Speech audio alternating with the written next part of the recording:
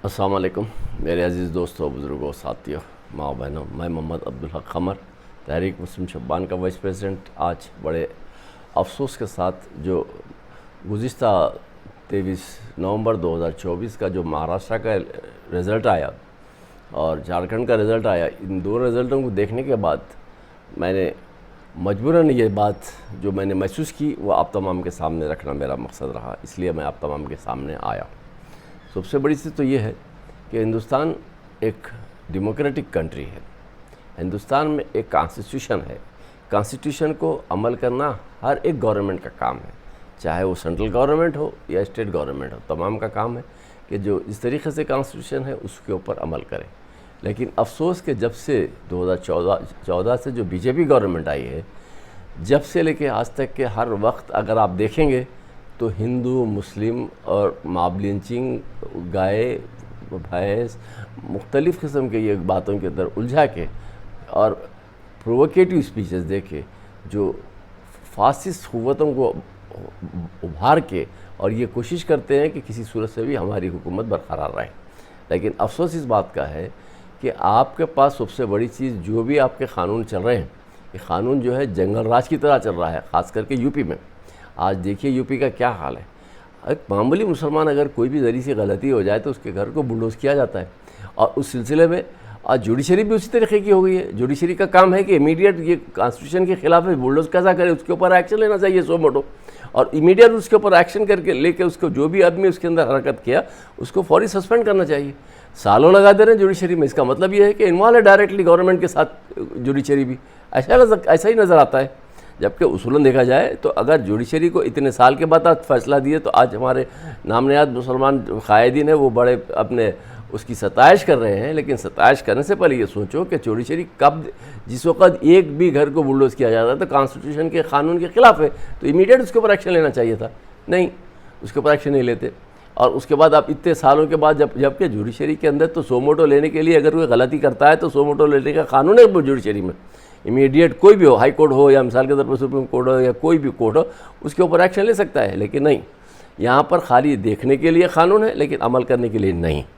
आज देखिए 5 बेंचेस की तरफ से सुप्रीम कोर्ट के का एक बिल पास, एक जजमेंट पास हुआ था जिसमें यह कहा गया था कि चीफ जस्टिस ऑफ यानी कि इलेक्शन कमिश्नर के लिए जो भी रहेगा, इलेक्शन कमिश्नर के लिए जो चीफ इलेक्शन कमिश्नर रहेगा उसके लिए आपको चुनने के लिए एक अपोजिशन ग्रुप का एक ज़िम्मेदार आदमी रहेगा, एक चीफ जस्टिस ऑफ इंडिया होगा और एक गवर्नमेंट ऑफ इंडिया का जो प्राइम मिनिस्टर है वो रहेगा। तीनों के तरफ से एक चीफ इलेक्शन कमिश्नर को चुना जाएगा और उसको चुनने के बाद उसी के ऊपर अगर इलेक्शन होगा तो वो यानी कि फेयर इलेक्शन होगा। इसके अंदर कोई धांधलियों का इम्कान नहीं रहेंगे।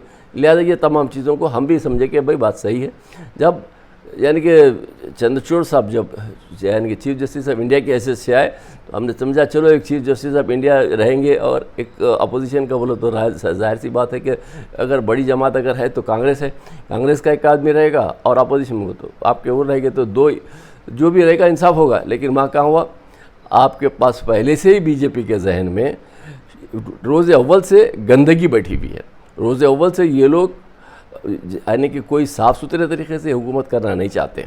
ये लोग हमेशा से इनके जहन में गंदगी बैठी हुई।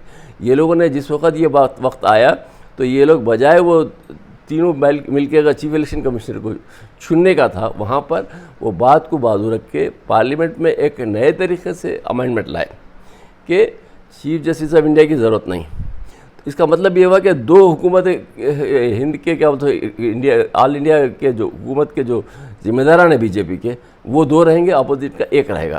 तो इसका मतलब मेजॉरिटी उनकी रहेगी तो फैसले किसके होगा। तो वैसे ही हुआ जो संजीव कुमार है, जिसके ताल्लुक़ से सारी दुनिया को मालूम है कि संजीव कुमार का क्या है। सारी दुनिया के तमाम पॉलिटिशियंस पुकार ले, उनको कुछ सुने नहीं आता, उनके कान भी बहरे हैं, आँख भी अंधे हैं, ज़बान भी बंद है। क्योंकि जो भी आज के जो इलेक्शन है, ये इलेक्शन आपके सामने खुली किताब है। लाखों ने करोड़ों रुपए के अंदर यानी कि लोगों में तकसीम किए गए, लेकिन इलेक्शन कमिश्नर को नहीं मालूम।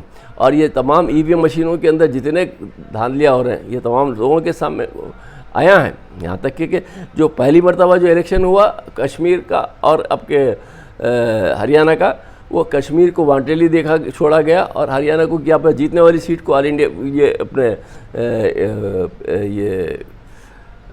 इंडिया ग्रुप की जो जीतने की जो सीट थी उसको अपने ईवीएम की टैंपरिंग से उसको जीता गया।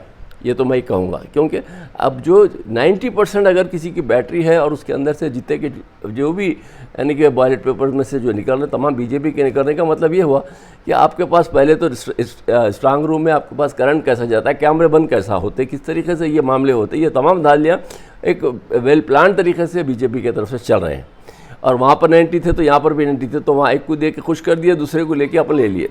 अब यहाँ पर रही बात कि महाराष्ट्र के अंदर 288 MLA हैं और यहाँ पर क्या झारखंड में 90 MLA है, तो 90 को गए तो कोई बात नहीं, 90 MLA हमको 288 3 यानी कि रियासतों के MLA हमारे को गवर्नमेंट हम बना लिए, तो हमको उसका फ़ायदा है। इसलिए पूरी क़ुव्वत लगा के उसके मशीनों के अंदर टैंपरिंग करके, जबकि वहाँ के ग्राउंड लेवल के ऊपर तमाम को मालूम है कि वहाँ पर उदय ठाकरे का क्या पावर था और अपने इंडिया ग्रुप का क्या पावर था, हाँ, और शरद पवार का क्या ग्रुप था, कितना पावर था वहाँ पर, और पब्लिक मीटिंग्स किस तरीके से जा रहे थे। और बीजेपी के पूरे पब्लिक मीटिंग फ्लैप हुए, अमित शाह की पब्लिक मीटिंग फ्लैप हुए, वहाँ पर कोई उनकी तरफ आने वाला पब्लिक नहीं थी। तो ऐसे सिचुएशन में हर एक को ये यकीन था कि वहाँ से इंडिया अलायंस गवर्नमेंट फॉर्म करने वाली है। लेकिन वहाँ पर जो रिज़ल्ट आया, ये रिज़ल्ट बिल्कुल हर एक की अकल को यानी कि बालाए ताक रख के सोचने पे मजबूर होने का रिज़ल्ट रहा। ये तमाम चीज़ें खुल के सामने आ रही हैं कि ये चीज़ पूरे तरीके से धालियों का एक हिस्सा है जिसकी वजह से ये हो रहा है।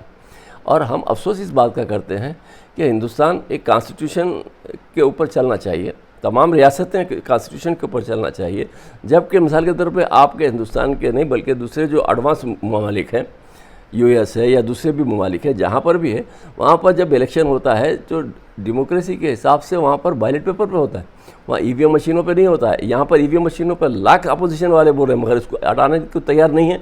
और chief election commissioner Sanjeev Kumar के वैसे लोगों को अगर रख के इलेक्शन लड़ा रहे तो ये फेयर एंड इलेक्शन कहाँ है? आप बताइए, फेयर इलेक्शन नहीं कहा जाता इसको। इसलिए मेरा मतलब ये है कि अगर ये इसी तरीके से रहा और अपोजिशन के जितने भी जमाते हैं खाली ये अपने शोक बनाते रहे तो नहीं होने वाला है। जब तक बैलेट पेपर पर इलेक्शन नहीं होगा, इलेक्शन नहीं कराना चाहिए। अगर इलेक्शन करा रहे हैं तो इस तरीके से, तो इसका मतलब ये है कि आप जानबूझ के आप अपना नुकसान कर ले रहे हैं। ये तमाम चीज़ों को सामने रखते हुए मैं ये कहूँगा कि मुसलमानों ने यानी कि आपको रेशमी तहरीक का तो आपको अंदाज़ा है कि रेशमी तहरीक में कितने मुसलमानों ने फांसी के फंदों को छूमा और कई मुसलमानों ने अपनी ज़िंदगियों को यानी कि दाव पे लगा के हिंदुस्तान को आज़ाद कराने के लिए जो कोशिश की, आज उसका क्या हमारे पे कोई जवाब मिल रहा है। आज अफसोस इस बात का है कि जानबूझ के हमारे कौम के भी लोग जाके वहाँ पर बीजेपी को सपोर्ट करते हैं डायरेक्टली, मगर दिखता ऐसा है कि मिसाल के तौर पे आप अपना इलेक्शन लड़ रहे हैं, आप हमारे मजलिस इत्तेहादुल मुस्लिमीन की तरफ से 16 MLA को यानी कि वहाँ पर कंटेस्ट करवाया गया और जिसका नतीजा 1 MLA जीत के आया, 15 के 15 हारे। लेकिन 15 जो हारे उसके अंदर नुकसान किसको हुआ और फ़ायदा किसको हुआ, ये आप तमाम के सामने बोलने की ज़रूरत नहीं है, सोचने की ज़रूरत है। ये आपके सामने है। और दूसरी चीज़ ये है कि ये तमाम मशीनों के साथ जो यानी कि गलत धालियाँ की जा रही हैं, ये तमाम चीज़ों को भी ये बात काबिल गौर है, उसको सोचना चाहिए, उसके ऊपर अमल करना चाहिए। अगर इस तरीके से खामोश रहेंगे तो आने वाले दिनों में आपको और हमको तमाम को ये सेकुलरिज्म से और कॉन्स्टिट्यूशन से हाथ धोना पड़ेगा। अस्सलाम वालेकुम।